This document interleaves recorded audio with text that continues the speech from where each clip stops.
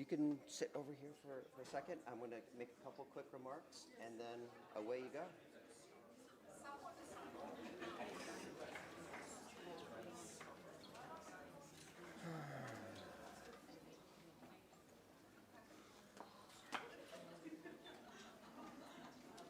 Okay, good morning, everyone. Thursday, we've almost survived the week. Today, I have a couple of quick housekeeping notes. First of all, if anyone has found a USB thumb drive, and I believe it's on a little white dongle, please bring it over here to the desk just outside of this lecture hall and turn that in. We have a guest who's looking for it. And it would be fantastic if we can find it, and we haven't been able to find it around here. So, little thumb drive on a white dongle. Also, please be advised, and don't forget that this afternoon we have two special events. We have the UNESCO special event hosted by Dr. Nuria Sanz. She is the UNESCO representative for Sudan. It's an online event. Dr. Sanz couldn't make it out of Cairo. But I think we will be broadcasting it in one of the presentation halls, which one escapes me right now, but it's online on the schedule. But it's also remote. Also, we will be hosting an ERC grant workshop in Edificio 32. Again, it's in the program, but I want to point that out because the ERC representative for Africa is here, and he's a fantastic person to talk to if you are interested in applying to the ERC programs. What a great opportunity. Okay, so that's a little bit of housekeeping right here. Today, I have the great pleasure of introducing Dr. Alma Nankela from Namibia. And Alma received her PhD. It was a Erasmus Mundi PhD, so it was a joint between Portugal and France. And after receiving her PhD, she then returned home to Namibia, where for 10 years, she was the only state archaeologist in the entire country. It's a pretty big place. And one of the things that she wanted me to emphasize, well, 2 points in particular, is that they really had nothing in the way of infrastructure before she entered into that position. And so she has had to build up Namibia's cultural heritage and archaeological research from the ground up. Everything, infrastructure, administration, she did it all. And in addition to that, she credits the power of collaboration and teamwork and being able to reach out and work with colleagues throughout Southern Africa, Namibia, and the world in order to be able to do that. So absolutely amazing feat. She's now left government, and she runs her own cultural heritage management firm in Namibia. So with great interest, Dr. Alma Nankela.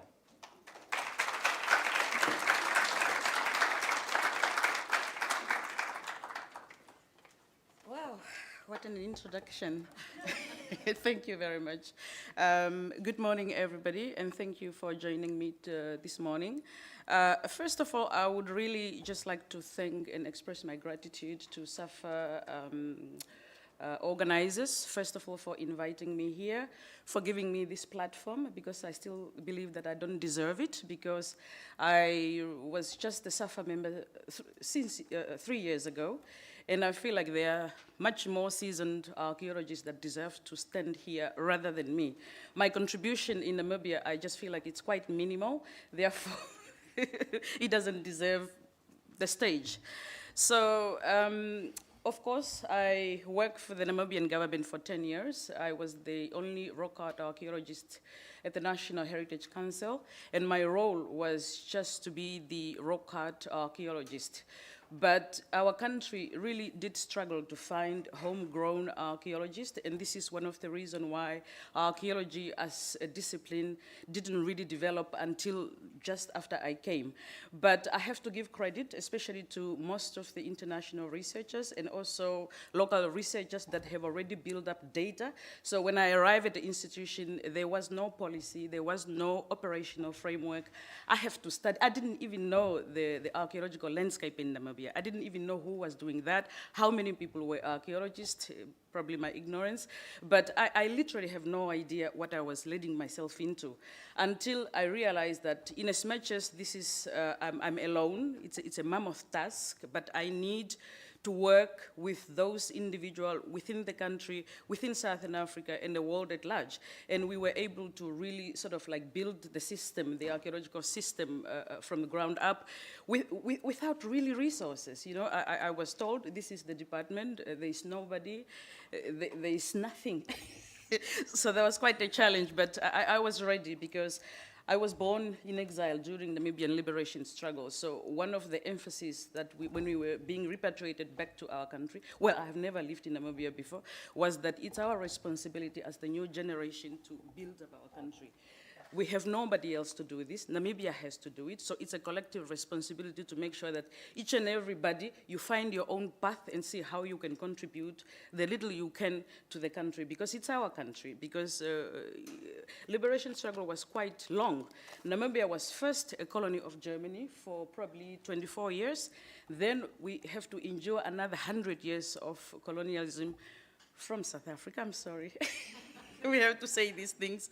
So culture was really fragmented, and as you are aware, we also have experienced the apartheid system where communities were displaced. We were put in different geographical locations that we have never lived before. As a result, it was just a complete mess. And obviously cultural heritage in particular, suffered as a result of that. Archaeology was a little bit okay, and part of that because it was an elite kind of, it was not really something for, let's say, black people. It was more of an interest of a particular class of people. As a result, we ended up collecting quite a lot of data from geologists, from cartographers, from ethnographers, from different types of people. So when I came, there is this collection of information, but it was really haphazard. It was not properly systematic, organized.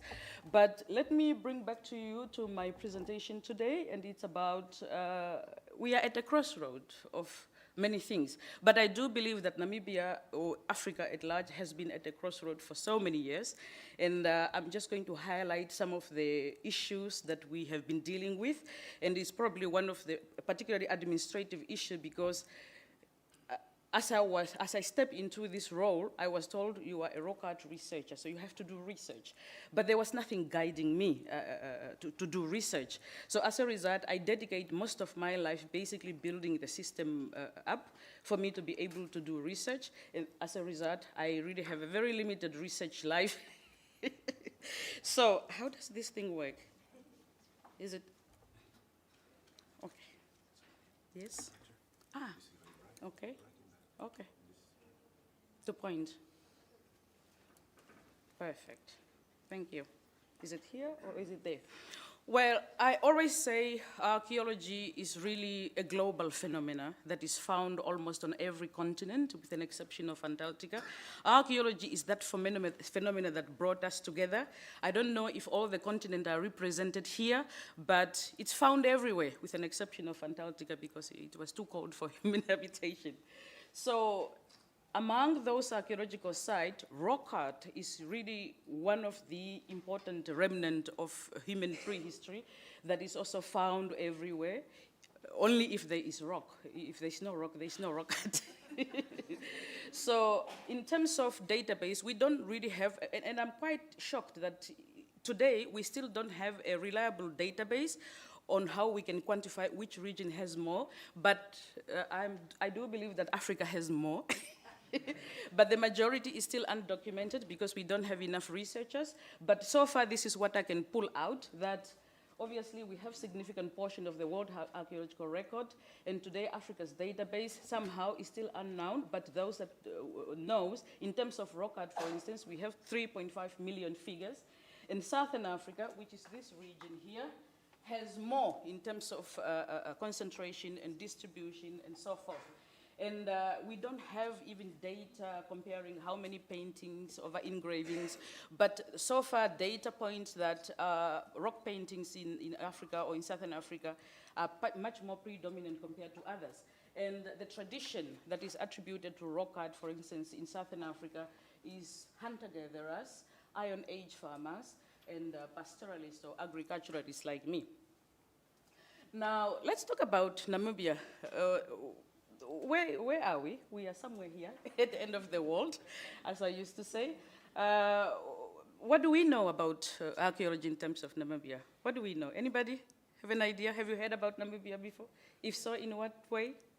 Any archaeological site or something significant, popular? The Daureb Mountain, yes.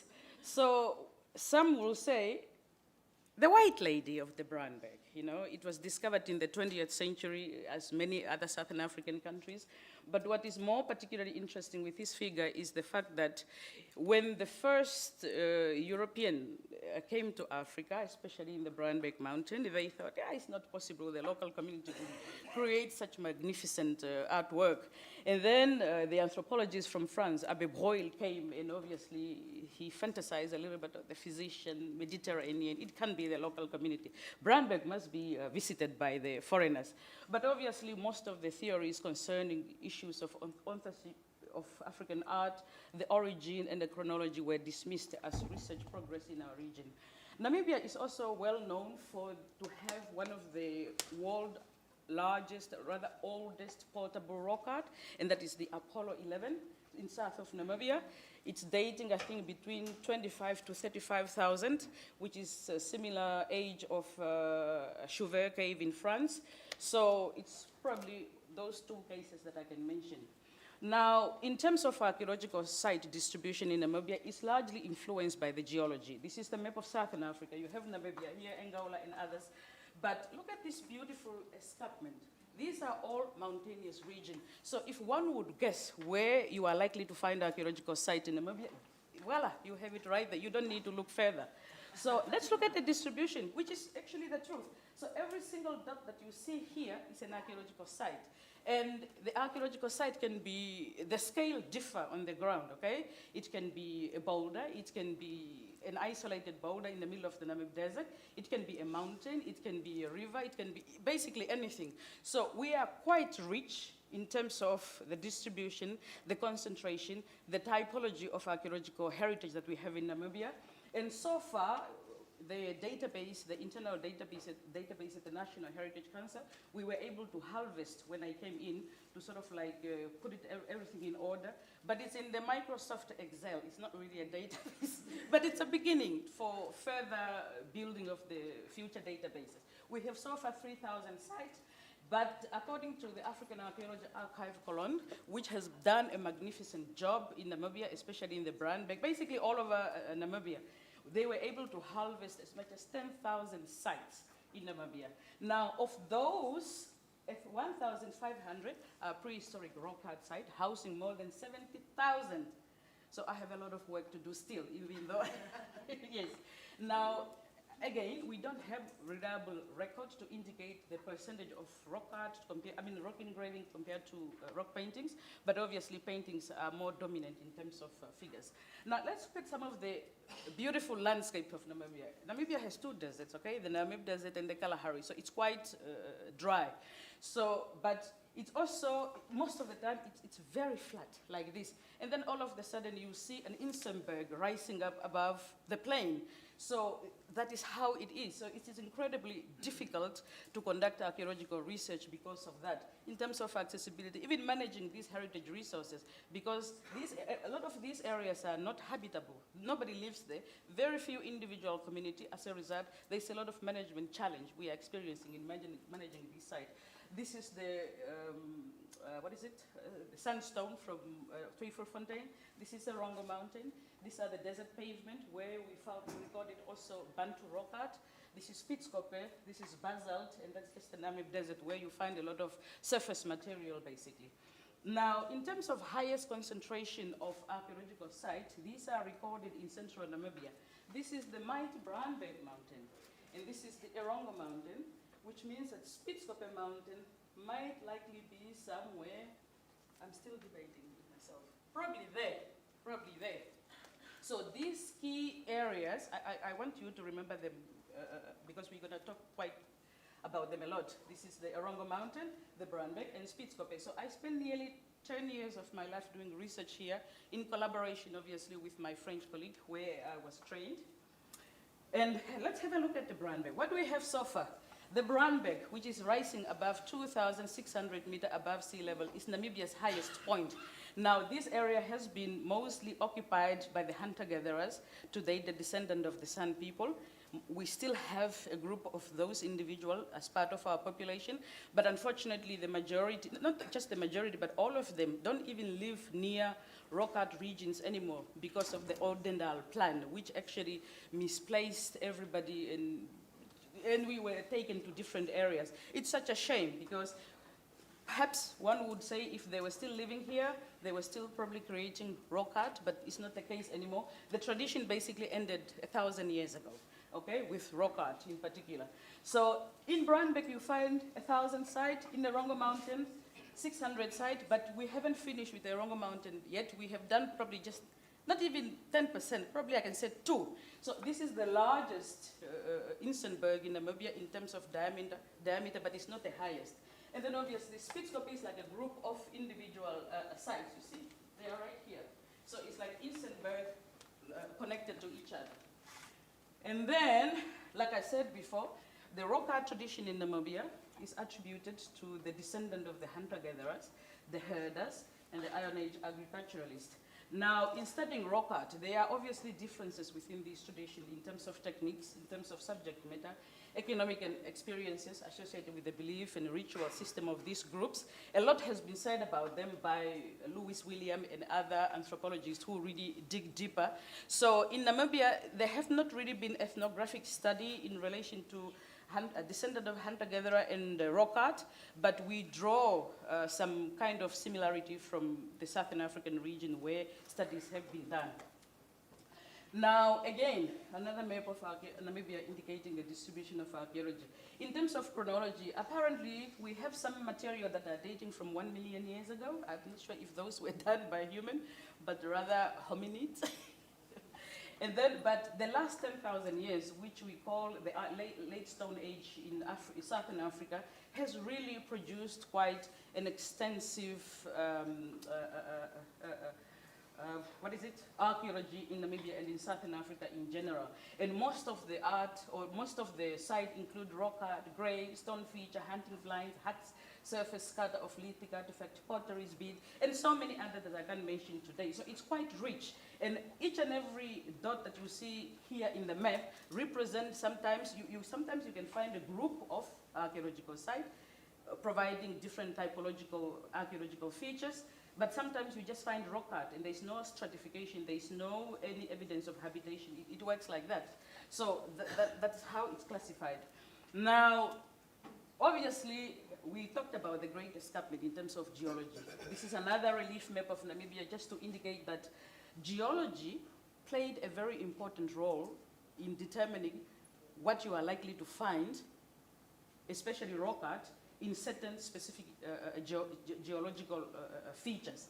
For example, if you go to most of the granite mountain, you are likely to find only rock painting. And part of that is because to engrave on a granite is incredibly hard.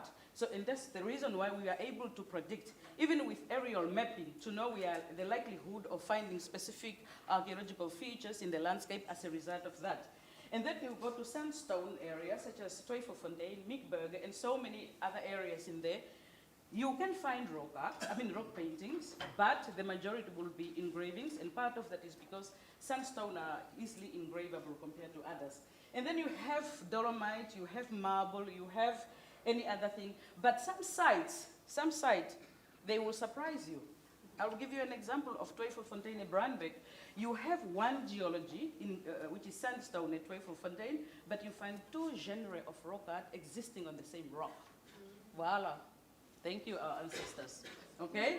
And then you go to Brandberg, where you have a diabase rock, which is basalt, where you have, with a naked eye, this is all you could see. But when we did stretch, we found rock paintings superimposed on the engravings. So when we are doing our research, we are always cautious about those kind of possibilities, that you are likely to find that, and you are likely to be surprised, and don't overlook this kind of aspect. And this is the reason why the departed, my friend, dear Tilman Lenza, really devise a very good methodology for recording rock art. Sometimes we don't realize how much data we are losing as a result of not looking carefully. So this is just another reminder to sort of like pay attention to details, okay? Now, in terms of Namibian chronology of archaeology, we were fortunate enough to have Richter and the others to produce a very reliable chronology of Namibian archaeology. And obviously, the last 10,000 years, like I said, has been well defined, especially to those sites that have been well researched in the Brandberg, in the Mesum crater, in the Erongo Mountain, and other nearby sites within Erongo region or central Namibia and southern Namibia. Now, other sites obviously can be like shell middens, especially those that are found along the coast of Namibia. But there are also some that are quite interesting, and that is maritime archaeological or coastal heritage that most of the time is overlooked. And that comes in form of shipwrecks, colonial battlefield, roadworks, historical mines, various artifacts. And so far we have recorded 206 of them that are stretching from Cape Cross, or rather Cape Freya, all the way to Oranjemund. So, and the diversity is really quite rich. You have, like I said, those. So some of the interesting locations are, for example, the Skeleton Coast. And the Skeleton Coast basically is a skeleton. When you go there, you just find skeletons of either shipwreck or individual. This is the truth, still buried. I wish one of you can just Google right now and say Skeleton Coast, just to see what's a surprise you're gonna see. So there are so many sites that are still undocumented, individuals that are still buried within the sand dunes of the Skeleton Coast, and a lot of shipwrecks that are still, some are submerged, some are, like I said, some are submerged, some are slightly visible, some are partially visible, and some are thrown into the desert. Because immediately, when you see this one, this is the entire coast, but immediately you just find sand, you don't find people. And I think that's also another reason why we were saved from early colonialism, because the explorers, they were trying to penetrate the interior of the country, and all they could see was sand and no water, so they have to turn back. So, sorry. So one of the remnant of the early explorers is obviously the famous Diego Cao. Am I saying it correctly? Okay. And Bartholomew Diaz, they also left their footprints there at Cape Cross and at Ludred, where they, like Diego Cao plays we said the Cape Cross from the Cape, no, what is it called? Cape Cross from, no, the stone cross from Cape Cross. Voila, that's it. So Padrao, okay, that's what it means in Portuguese. So this one is actually a funny story because it was installed by Diego Cao, and during the German colonial time, because they were collecting basically all the important treasure, they decided, let's take it. And it was repatriated recently in 2019. Can you imagine? Yeah. Where are the Germans? You are my colleagues, I'm not, yeah? Okay, so, and then the other one is a Diaz cross. The original cross is still in Ludred. Today it's no longer called this because this was the German, I think the so-called discoverer of this coastal town. Basically it's called now the Namingus. Okay? And these are declared heritage sites. Another interesting site that connects Portugal to Namibia is the discovery of the 16th century Portuguese shipwreck that was discovered here in Oranjemund. And the importance of this shipwreck is that it was found by a diamond, it's within the diamond fields, and it was found by that individual, Tatekapanda Shatika, while he was just performing routine duty. And then it was submerged 7 meters under sea level. And the importance of this shipwreck is the fact that it's one of the oldest known shipwrecks in Southern Africa with extremely rich cargo, okay? But it's now Namibian heritage. All the commodities, all the gold, everything belongs to us. But it's a shared heritage, okay? So this is basically the site. So I must tell you one thing.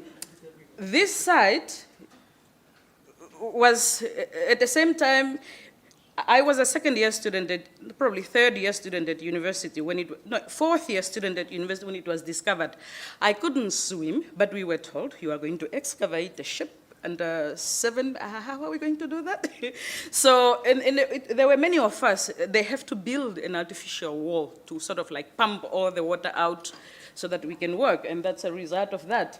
And obviously, this is the individual, Tate Shatika, who discovered, you see, what is this? Elephant tusk and so many things. And it was really like the beginning of, joint collaboration between countries, because we have a common heritage, and that is that shipwreck. It brought together a constellation of many stakeholders from Southern Africa's researchers, curators, and so forth, and we were able to work together. But what I'm particularly proud of is the fact that for the first time, the Namibian government realized that we need archaeologists in Namibia. Because at the time, I think there was only one who was really active archaeologist, and then the other one was more of a university lecturer, so, but without any research field in Namibia. So I was one of the students picked because I like things. And where am I? I'm right here in the circle down there. And we were brought here to sort of like just familiarize ourselves with different types of archaeological sites. And what came out, obviously, was that rich collection of things. And I tell you, it's rich, okay? It's very rich.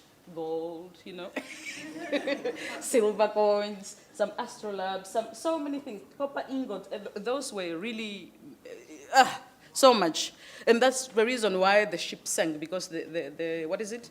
It was too heavy, okay? So a lot has been written about it, in particular by Dr. Chirikure there and so many others. Also in I think in one of the Portuguese daily, it was also reflected there. And it was a very good collaboration.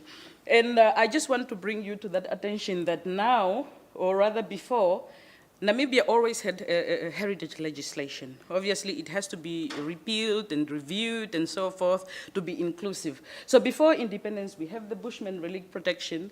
Then we have the Natural History Monument Act. We have a Natural and Historical Monument Relic. And then post-independence, we have this beautiful document here, which we are still reviewing, the National Heritage Act, which expanded the definition of heritage resources to include paleontology, rare geological elements such as the petrified wood, the meteorites. They are all protected, okay? Archaeological, historical, so many diversity and so many things. Now, the Act, is also, the institution which is running the Act is mandated to identify, protect, conserve, manage, That's where I work, which is the National Heritage Council.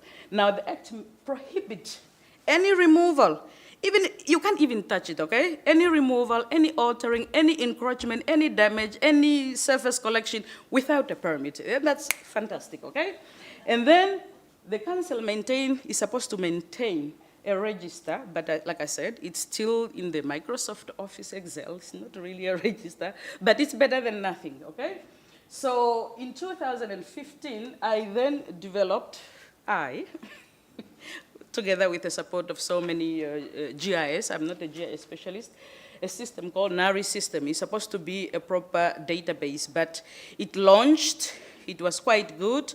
But when the individual who was supposed to maintain it departed, not died, but moved to another job, that was in 2016, just before I finished my PhD, nobody has ever filled that position until today. And this is the reason why we find ourselves in trouble, because the database is not fed. And as a result, information, important digital information on archaeological heritage and so many others are still like that, so we need help, okay? So the Act obviously advocates for in-situ preservation as opposed to bringing stuff in a museum, because in African culture or elsewhere, things are better understood in their natural environment, in their cultural environment, because there's a reason why they were placed in those particular locations. So those locations become cultural landscape, and as a result, it's important to preserve them in situ. Now, we have so many sites, and for example, of those 1,500 registered rock art sites, only 8 have been proclaimed as National Heritage Monuments. And that was actually even before independence, okay? And of those 8 declared, we only have 1 World Heritage Site, which is Tweefontein, and then obviously the Natural Heritage Site, which is the Namib Sea. And part of that is because in as much as we have so many sites, they are not studied. And you cannot declare something if you don't know the significance. You know the significance, obviously, the economy, the social, all those wonderful words. But if there's nothing written about it, you can't declare because there is no information, lack of data. And that's one of the reasons why a lot of archaeological sites in Namibia now are being destroyed. But we will talk about that now as a result of, we don't know anything about that site, okay?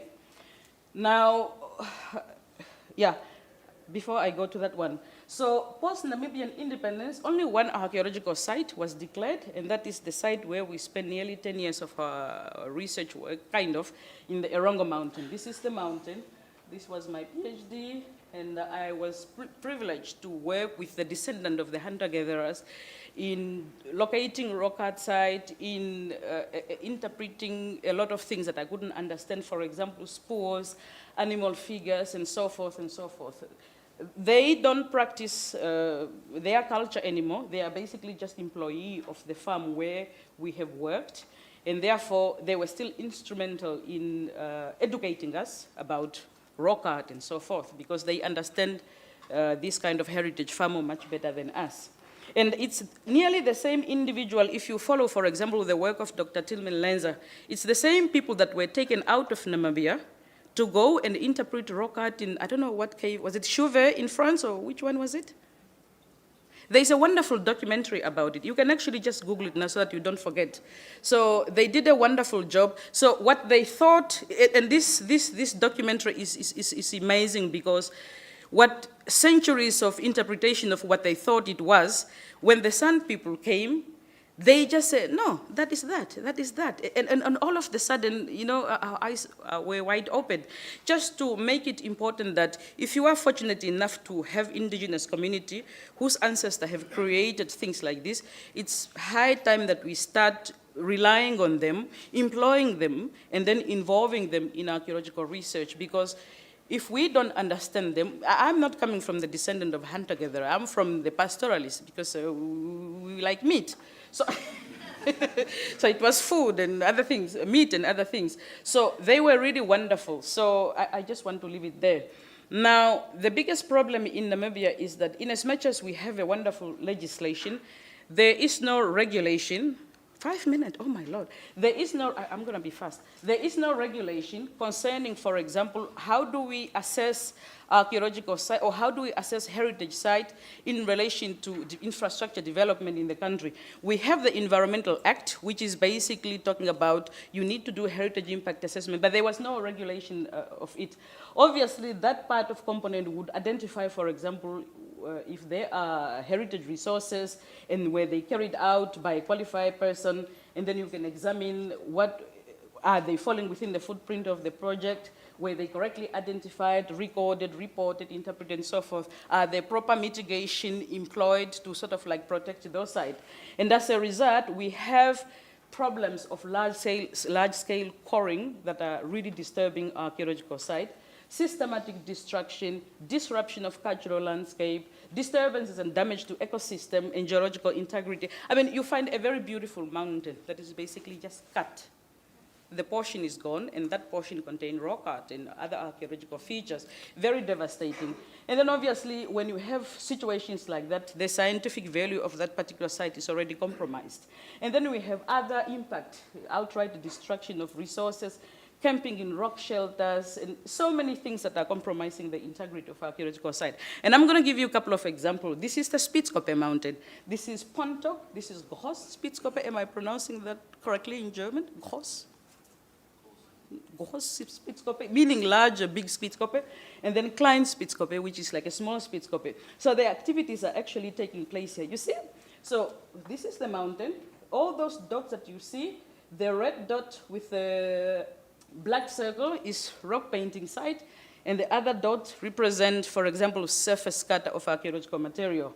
What you see, this is a systematic, these are all cut off blocks from the mountain, most of which contain also rock painting site. And the damages that you can see, this is a community living here, and this is a community living there. So they are basically in the middle of a mining license. And most of them, there is no rehabilitation. As a result, you find empty holes with water and the wildlife, because this is a wildlife kind of area. They come in, they try to drink water, they fall in, they die. It's the end of life cycle. So just to show you another example of how these things are cut, just at that boulder there is a rock painting site. Unfortunately, it's not well positioned. There is another one here, which is also there.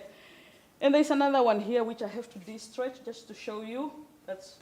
It's cut, it's left in the landscape like that. We have so many examples. And so many of boulders, they are just cut off blocks containing rock art. Everything is out there in the air. You go there, you cry. What can you do? You go back. So just another problem. The farmers within Erongo Mountains, they are also crying of mining problems. This is the hill that existed before in 2017.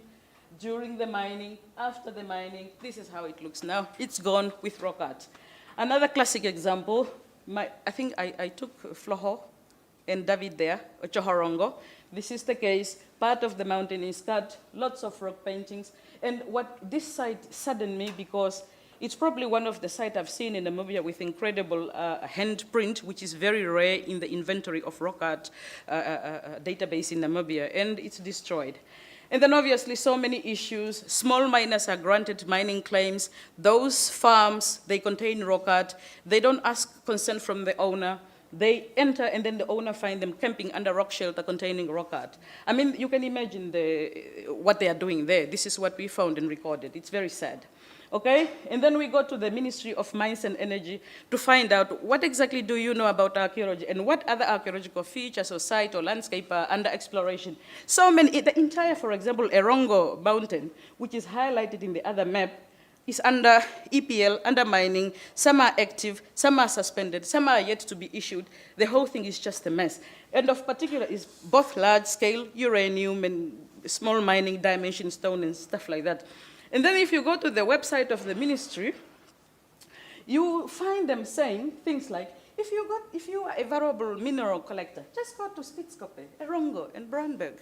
And these are all declared sites, you understand? So issues like this are quite difficult to fight with. And then when we look at some of their mining claim issued, they are issued even declared. So even sites that are declared as national heritage site, they are not spared. This is the first one in the Erongo Mountain in 1951 when it was declared, or 1951. There's an active mining claim on it, but we have to fight and protect and so forth, and it didn't succeed in the end.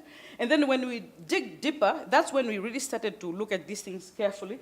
A lot of them are issued in areas with archaeological sites. But the danger started between 2022 and 2018 when we have increased concern about the damage and disturbance to archaeological property. There's a lot of illicit trafficking, cultural heritage in Namibia. Some of them are even done with people that hold legitimate heritage research permits. So they go out, they do the survey, they collect materials, and they take them, and we discover them later. And then, obviously, you heard about the restitution matters in Namibia. So let's look at some of these were the crime scene, where it was happening. We were able to pinpoint where the culprit were. I'm not going to go into details because I have run out of time, but I think I will have some overtime. Thank you very much. So the theft was taking place at a repository institution where we were housing our collections, different types of collection. And then some were taken through chance find. Somebody just happened to walk in the Namib Desert, pick up a stone tool, they pack it, and they go. And then some are in private residence, and some are from local market, and so forth and so forth. Now, what is crazy is the fact that even human remains, skulls of individuals from skeleton, they are all collected. For what reason, I have no idea what you are going to do. And paleontological fossils, for example, meteorite, and geological petrified wood, dinosaurs' bones. My goodness, what is the obsession with this kind of thing? They are really taken, including even Welwitschia, which is endemic to the Namib Desert. Some, I'm sorry, but one of the German we caught. Why are you looking at because I don't want to say the wrong things. So one of the German researcher basically took a very small, Welwitschia mirabilis with a hope it's going to grow in Germany. He died. But it's just to show you that there is no limit to what people can potentially do, okay? So if you were just to Google right now, meteorite for sale in Namibia, look at the price. This is a protected Iron Age meteorite that was cut from Hoba meteorite in Hobabis, in Hobabis. Look at the price, 8,223 euros. Okay, I could do a research project with that kind of money. You know, then you have petrified wood, and obviously the one that I've talked about before. So there is so much sale of Namibian protected heritage resources online, and we really don't know what to do. And part of that is because we are also not we have not ratified the illicit trafficking of convention, which I will explain later, because they thought anything that is taken out before 1972 cannot be returned. So we are not going to subscribe to such mediocre. So we are going to engage individual institutions, that's the approach we have taken, to repatriate friendly, this kind of, and we are succeeding. You have heard so many repatriation cases in Namibia. And one of those return, obviously, is the human remain, I'm sorry again, from Germany, an object that were taken during the genocide in Namibia. In 2011, we repatriated 20. In 2000, and so many heritage objects and human remain. But the biggest problem was that what we're dealing, it's nice to receive, but the purpose of receiving was not to return these things back to the museum, but is to reunite the object and the human remain back to their originating community. But what we didn't realize at the time was that we have no policy to address all these issues that are now, and they are all looking at me, what are we going to do, doctor? Tell us. So I begin then to engage into developing frameworks that will really help my country, the rest of the world, to sort of like do things the right way according to the international standard, but making sure that that standard conform or take into account the Namibian context, okay? So we developed my colleague developed the guideline for exploration and mining to protect those sites in the Namib Desert. We developed the heritage permit system to control the permitting process, the export and so forth. We developed also the chance find. If you find it where, how can you report it? How can you identify this is a protected object or not? We also developed the guideline for provisional protection order because it takes so long to destroy, to remove or to suspend a mining license. So during that time when we were fighting the courts, it's better to place the site or the areas under protection order. So we devised those mechanisms. And then obviously the guideline for impact assessment for heritage. What can we do and so forth. We also then developed guidelines for repatriation of human remain heritage objects, guideline for handling. How can we handle this remain once they arrive in our respective institution? And also the policy for restitution and the policy for art, culture in Namibia was reviewed between those two periods to reflect all these changes so that the policies speak to that. And then obviously challenges at the national level. I classify them. Only 2 slides left, okay? Absence of archaeological agenda in Namibia is one of the biggest issues. Lack of political will, and the professionals like me don't have a seat at the political table, and this is the reason why these things are not advanced at that level for us to receive support. Competition with other disciplines. Namibia, after independence, archaeology was not really the priority. We need mathematicians and doctors and medical doctors and so forth. We were neglected as a result. The economic pressure, I mean, you can never weigh archaeology versus mining, for instance. You can't win, you understand? If there's a mountain with archaeology and you have gold or diamond under, they will find a way to dig it out. And dig it out meaning they have to destroy the site, you know? Climate change, all those issues. Obviously, at the legislation institutional level, the expertise of archaeology and the ability to retain us within those positions is very hard. Database, we don't have them. Lack of financial resources, for example, conservation fund to sites that are destroyed, they don't exist. There is no effective coordination. That's why many institutions in Namibia, we don't really know who is doing what until a license is issued, and then, we make noise. And then challenges implementing the heritage permit. We can't control legitimate researchers from continuing to loot African objects, including Namibia. But I like this word from Nelson Mandela, who said, Africa's rock art is the common heritage of all Africans, but it's more than that, it's the common heritage of humanity. So if a site is destroyed in Namibia, it doesn't just affect Namibia, it doesn't just affect Africa, it should affect all of us because it's our common heritage. And here is my own quote that says, archaeology is a shared human story. End of, full stop.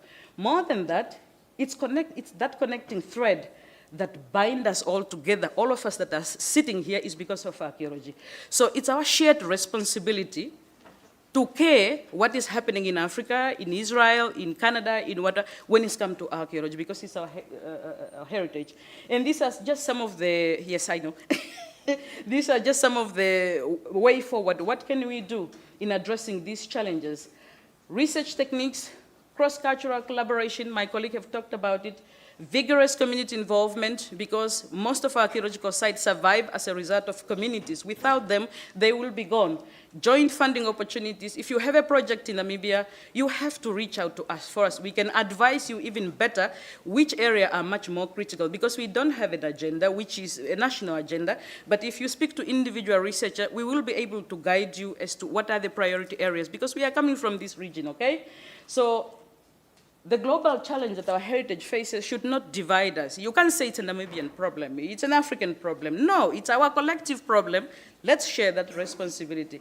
And obviously, with those few words, I thank you.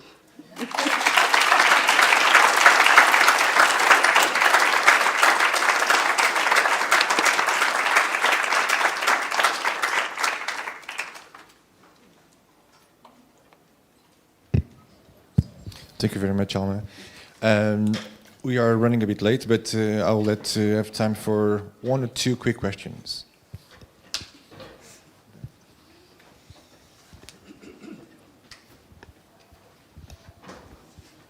Ms. Nankela, thank you so much for your vivid and great presentation and all your work in Namibia since Oranienburg, the shipwreck.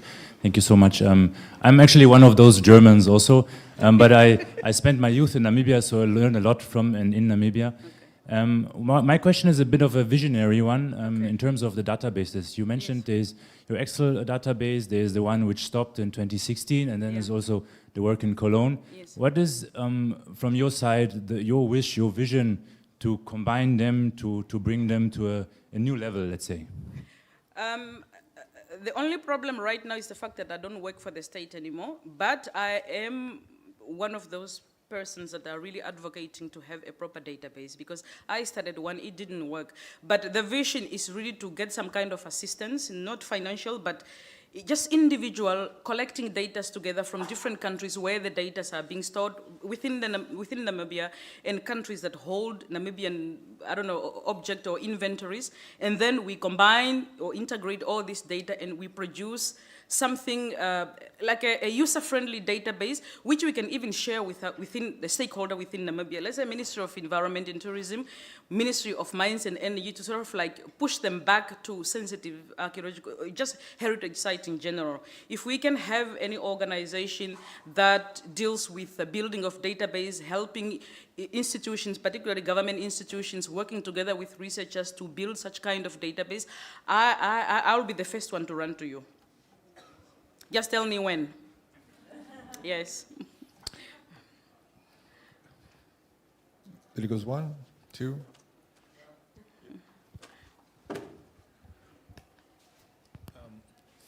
First of all, thank you for the talk. Okay. From all you said, it seems as if there is a deficit of manpower in terms of archaeological research in Namibia.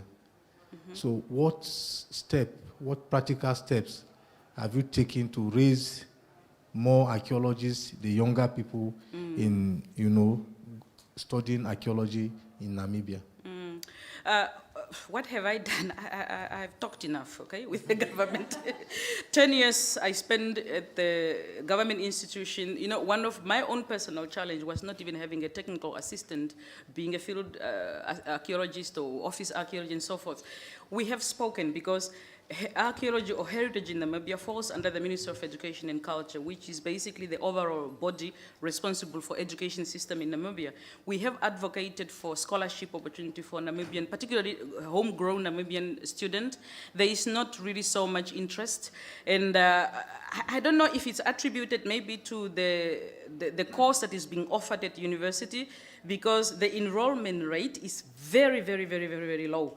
And unfortunately, archaeology is not even reflected reflected within our education system from grassroots level, so people don't know about it. I discovered it in my second year of university. Imagine. So I think the awareness have to start from the grassroots level. We have to write books and so forth, which is one of the activity I'm busy doing now, but it's not enough. We have spoken in different platforms. We have advocated. Some cases have succeeded, some have not. Now that I'm working as an independent researcher, is definitely the message that I keep spreading across. If you follow my social media, I'm always about sharing information. What can you do? What are the funding opportunities that are available? But there seems to be very less interest also, and part of that is because the subject is not really known in the country. So, but we can't give up. We still have to continue. Thank you very much. We have a coffee break now, so it's already going. There is coffee, fruits, feel free. We'll be back here in 1.5 at 10:15.